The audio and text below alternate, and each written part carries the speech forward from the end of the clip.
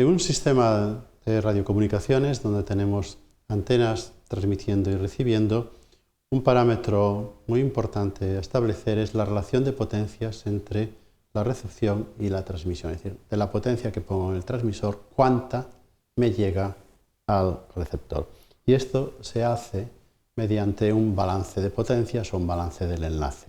Tiene distintos nombres, pero básicamente al final es una contabilidad en la cual empezamos en el transmisor, vemos cuánta potencia ponemos aquí y entonces vamos yendo hacia el receptor y calculamos la potencia que recibimos. Y este es el esquema que está representado aquí. Está simplificado, normalmente hay cables y hay más parámetros por medio, pero digamos que el transmisor ataca directamente a la antena y entrega a esta antena una cierta potencia. Le ponemos aquí un índice T para representar que es la antena transmisora. Y esta antena pues radia en el espacio y en algún lugar pues hay una antena receptora. Esto es un sistema de comunicación en una dirección, por ejemplo, es lo que ocurre cuando aquí tenemos una emisora de radio o de televisión y aquí tenemos nuestro receptor en casa y recibimos la señal y aquí se acaba la comunicación. Pero si, por ejemplo, estamos utilizando un teléfono móvil o tenemos una conversación, entonces realmente nosotros enviamos señal en esta dirección, pero también aquí habrá a su vez otro usuario que estará enviando en esta dirección señal.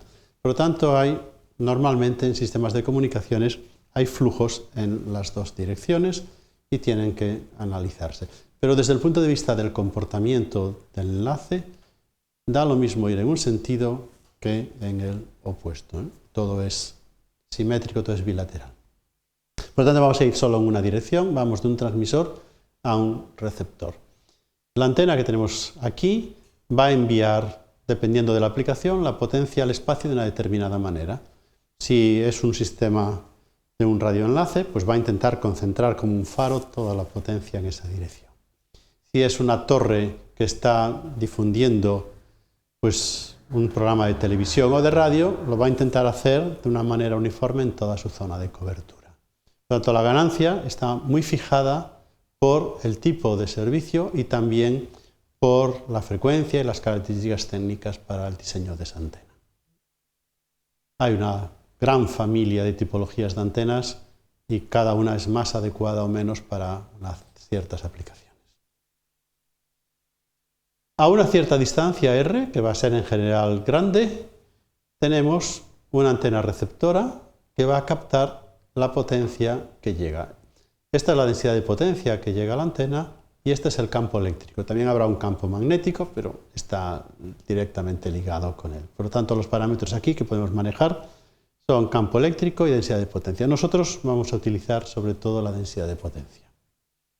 Y esta antena transfiere potencia de la onda hacia el receptor y lo hace con unos parámetros que definen su comportamiento y que solo dependen de ella, no dependen del receptor.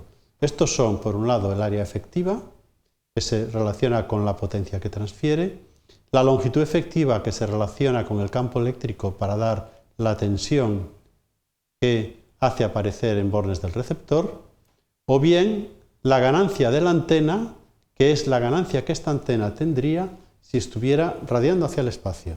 ¿De acuerdo? En lugar de estar recibiendo, ahora radia. Y como está ligada con el área efectiva, estos dos parámetros están directamente relacionados y se pueden extraer uno del otro si se conoce la frecuencia.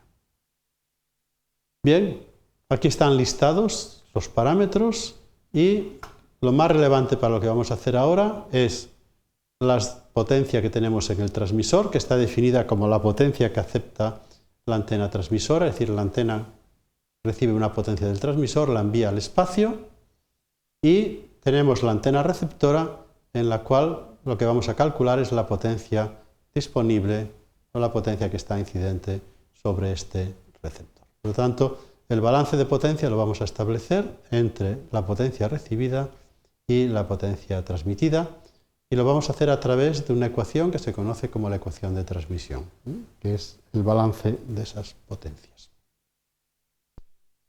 La manera de describirlo sobre el mismo esquema anterior comienza en esta línea, comienza aquí. Empezamos con la potencia recibida. Queremos saber cuál es la potencia recibida por la antena. Y por definición de parámetros no es más que la densidad de potencia que llega a la antena, esta es la antena, la densidad de potencia que llega, ¿de acuerdo?, multiplicada por ¿quién? Pues por el área efectiva de la antena. Por lo tanto, la densidad de potencia que llega a la antena por el área efectiva nos da la potencia que yo recibo. Por lo tanto, lo primero que tengo que calcular es la densidad de potencia que llega a la antena. La densidad de potencia que llega a la antena ahora la tengo que buscar en el transmisor. Y aquí tengo la potencia transmitida. Por lo tanto, la potencia transmitida ahora, yo digo lo siguiente. Si yo reparto esa potencia, que estoy radiando por igual en todas las direcciones del espacio, es decir, si mi antena es isótropa, es decir, trata por igual todas las direcciones, la densidad de potencia que llega aquí, por conservación, suponiendo que no pierdo nada en el camino, que no haya absorciones, si las hay ya las contaremos después, pero supongamos que no las hay ahora, entonces lo que tengo que hacer es coger esa potencia y dividirla ¿por quién? Pues por la superficie de la esfera centrada en la transmisora y que pasa por la receptora. La superficie de esa esfera es 4pi y el cuadrado de la distancia. Y esto me da la densidad de potencia en la receptora si la antena es isótropa. Pero si la antena es direccional, ¿qué tengo que hacer? Pues tengo que multiplicar ese valor por el parámetro que he introducido que tiene en cuenta esto, que es la ganancia. Por lo tanto, el producto de la potencia transmitida por la ganancia dividida por 4πr² me da la densidad de potencia. Y ahí se ve muy bien que si yo aumento la distancia, ¿qué ocurre? Que la densidad de potencia va cayendo como el cuadrado de la distancia al alejarme de la antena. Esta es la ley básica que regula el enlace entre un receptor y un transmisor. Yo puedo escribir también el campo eléctrico, aunque no lo voy a usar en estas expresiones hoy, y es directamente el cuadrado del campo eléctrico dividido por la impedancia de onda. La impedancia de onda tiene que ver con los parámetros eléctricos y magnéticos del medio. En este caso, para el aire o para el vacío, son muy similares y cuando pongo esos valores ahí, resulta una impedancia de 377 ohmios, 120 pi. Y con este valor yo podría calcular el campo eléctrico y podría calcular tensiones en el receptor, pero no voy a seguir, simplemente vuelvo aquí. Cuando pongo esto, resulta que tengo que la potencia recibida es la transmitida, la ganancia del transmisor, por el área efectiva del receptor dividido por 4pi el cuadrado de la distancia. Y aquí aparece un parámetro que es importante, que es este producto de potencia por ganancia. Y este parámetro se define como la pire, la potencia isotrópica radiada equivalente. Y es un parámetro importante porque yo puedo obtener aquí el mismo valor actuando de dos maneras distintas, jugando de dos formas diferentes. Yo puedo aumentar la potencia del transmisor y puedo disminuir la ganancia de la antena para obtener el mismo valor. O bien puedo ir al revés, puedo aumentar la ganancia de la antena y entonces bajar la potencia del transmisor. Por lo tanto, yo puedo jugar con potencia de transmisor y ganancia de antena según la aplicación que tenga. Hay casos en los cuales es posible aumentar de forma barata, de forma eficiente, la potencia del transmisor. Y a lo mejor aumentar el tamaño de la antena para la ganancia es muy complicado. En este caso es mucho más conveniente actuar sobre la potencia transmitida. En otros casos podré aumentar la ganancia simplemente pues cambiando de frecuencia o haciendo otras cosas y puede ser muy caro producir potencia. En este caso juego al revés. Por lo tanto, esos dos parámetros aparecen siempre de forma conjunta y se suelen globalizar de esta manera. Pero también el área efectiva de esta antena en recepción se puede relacionar con la ganancia de la antena en transmisión. Y si hago esto, yo puedo reescribir ahora, poniendo aquí lambda cuadrado partido por 4pi y la ganancia, yo puedo escribir ahora que la potencia recibida es el producto de la potencia transmitida, la ganancia de cada antena, y después me aparece aquí un cuadrado de la longitud de onda dividido por 4πr y elevado al cuadrado. Este parámetro que está aquí entre paréntesis se describe como la pérdida de propagación en espacio libre. Y es la penalización que tengo que aceptar por usar un sistema de radio. No lo puedo evitar. Al separarme del receptor y el transmisor, voy consiguiendo de alguna manera que la señal se vaya haciendo cada vez más débil. Si la quiero aumentar, tendría que acercarlos. Y finalmente, la forma que toma esta expresión es potencia transmitida y ganancia del transmisor, que lo puedo globalizar en la pire, la ganancia del receptor, y escribo la pérdida de propagación como un inverso. O sea, supongo que es siempre menor que 1. Y ya de manera esquemática, cuando divido la potencia recibida por la transmitida, ya tengo el balance del enlace, y esto es el producto de las dos ganancias y por la pérdida de transmisión. Esta ecuación es debida a Harald Fries, un ingeniero de Bell Labs, que fue el que por primera vez la establece. Y es un parámetro importante a la hora de calcular los enlaces de potencia. Se pueden utilizar o bien números o bien se puede también emplear decibelios a la hora de calcular estas expresiones. Un decibelio es una unidad logarítmica, no tiene, digamos, unidades, es un proceso por el cual en lugar de usar números yo uso sus logaritmos. El uso de escalas logarítmicas tiene una gran ventaja y es que cuando tengo grandes márgenes de valores, lo que hago es comprimo los valores grandes al calcular un logaritmo, pero amplío los valores pequeños. Por lo tanto, estas escalas de alguna manera permiten manejar muy bien valores pequeños, que son los que en general ocurren en sistemas de radio cuando estoy recibiendo. El velio, que es la unidad, se define como el logaritmo decimal de una relación de potencias. Como realmente en muchas aplicaciones necesito una métrica más fina, entonces se usa la décima parte, se usa el decibelio. De la misma manera que usamos en una regla, usamos a veces milímetros, a veces centímetros, o podemos medir en metros, depende de la situación. Por lo tanto, 10 veces el logaritmo de cualquier relación de potencias me da una relación en decibelios de ellas. A veces ponemos una referencia en la potencia. Si la referencia que usamos es un vatio, decimos que estamos manejando decibelios con respecto a un vatio, es decir, dB vatios, y lo representamos de esta manera. Si en lugar de poner potencias aquí ponemos densidades de potencias, también es válido esta relación, y cuando usamos una referencia, por ejemplo, de un vatio por metro cuadrado, entonces la unidad la denotamos de esta manera. Y podemos seguir. Pero hay una que es muy frecuente utilizarla, que es una referencia en potencia de 1 milivatio. En receptores se usa muy frecuentemente esto.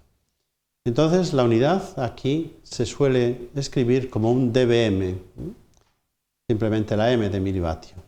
Y en este caso nuestra referencia es 1 milivatio.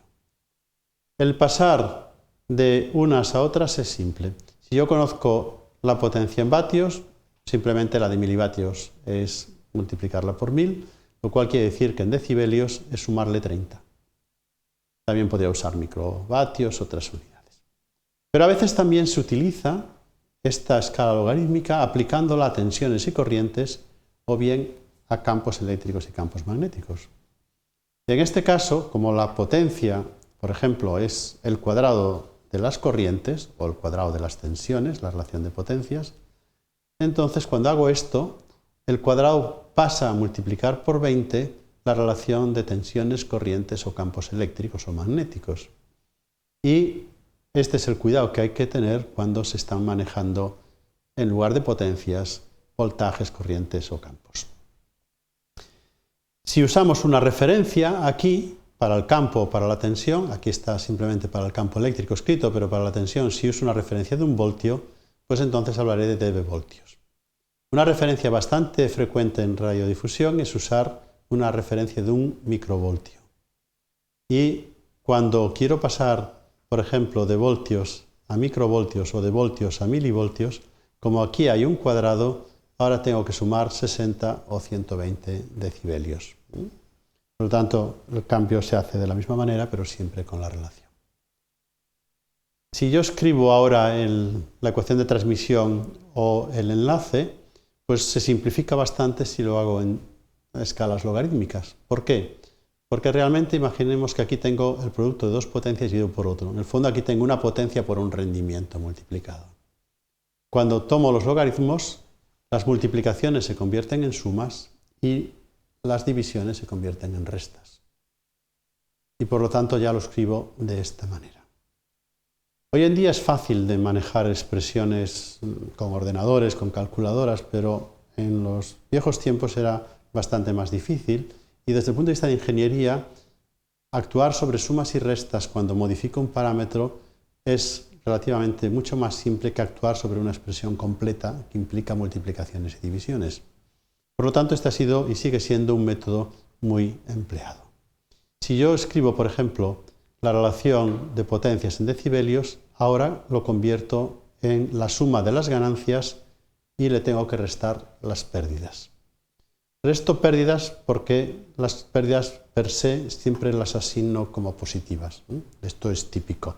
Si yo gano o pierdo dinero, pues la cifra es la misma, pero es muy distinto. Cuando tengo ganancias, ¿qué hago? Sumo. Cuando tengo pérdidas, ¿qué hago? Resto. Pues aquí pasa lo mismo. Y cuando escribo ahora ya la pérdida de propagación, que es esto al cuadrado, es 20 log de 4pi la distancia dividido por la longitud de onda, pues obtengo una expresión que es fácil de manejar, que es un valor constante de 22 y luego 20 veces el logaritmo de la distancia medida en longitudes de onda. Por lo tanto, si yo voy aumentando la distancia, lo voy cambiando, ya veo que el cambio lo hace como si fuera una función logarítmica. Si la distancia, por ejemplo, es de cociente es 10 y ahora pasa a ser 100, pues en este caso, ¿qué es lo que ocurre? Que en lugar de 20 tendré 40. Si fueran 1000, pues tendría, cada vez le voy sumando aquí, tendría 60 más. También puedo escribirlo en términos de la frecuencia y la distancia. Y si escribo la frecuencia en megahercios y la distancia en kilómetros, esta es la expresión. Hay un valor constante de 32,5 y 20 veces el logaritmo de la frecuencia y 20 veces el logaritmo de la distancia en kilómetros. Y aquí veo exactamente lo mismo. Si yo multiplico por 10 la frecuencia, es decir, lo aumento 10 veces, pues aquí tengo que sumarle 40. Si la distancia pasa a ser 10 veces mayor, pues aquí también le tengo que ir añadiendo términos a la distancia. ¿De acuerdo? Por lo tanto, esto es de alguna forma lo que voy haciendo y lo que vamos a emplear en nuestros cálculos.